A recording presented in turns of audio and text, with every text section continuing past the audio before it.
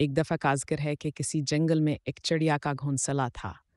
इसी जंगल में एक तितली भेड़ रहती थी।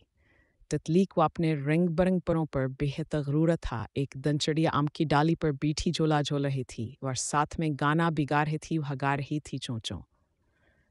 मैं हूँ जंगल के रहने वाली, मेरा घर है आम की डाली चों चों चों। तितली भी ठे चिड़िया का गाना सुन रही थी, वह बोली, यारे चिड़िया बिस आवाज़ ही आवाज़ है तुम्हारी।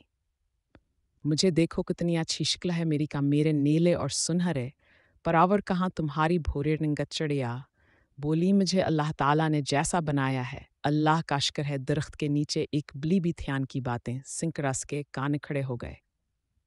चिड़िया ने बिल्ली से कहा कि मेरी आवाज़ ज़्यादा खूबसूरत है या तितली की शक्ल। बिल्ली ने कहा कि मुझे बोड़ी कौन है, तो तितली की शक्ल नज़र आती है और न ही तुम्हारी आवाज़ सुनाई देती है। तुम मेरे पास आकर ये शायद करीब से आवाज़ सुनाई और शक्ल दिखाई दे। दरख्त की डाल पर तोता बैठा हुआ था।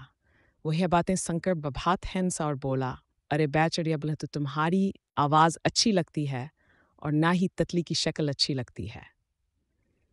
एक कौवा ज़मीन पर कुछ चुग रहा था। वो बोला, बली को तो तुम्हारी एक चीज़ पसंद है।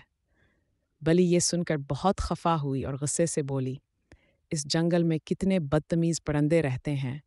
मैं तो तुम्हें प्यार से बुला रही थी और ये कहते हैं कि मैं तुम्हें खाना चाहती हूँ।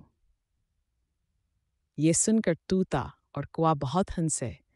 काएं काएं काएं, टें टें टें। अभी कौवा और तूता दोनों बातें कर रहे थे। बिल्ली ने मौका पाकर तितली पर हमला करने लगी, जो के पास बैठी थी। तो चिड़िया बोली कि तितली बना उड़ जाओ। तो तितली फट से उड़ गया, दरख्त के सब्ज पत्तों में छुप गई और तितली की जानब च गई। तो तितली चिड़िया के पास गया और बहुत शर्मिंदा हुआ और माफ़ी भी मांगिया और बोली, अल्लाह ताला ने किसी को भी बगैर मकसद के पैदा नहीं किया।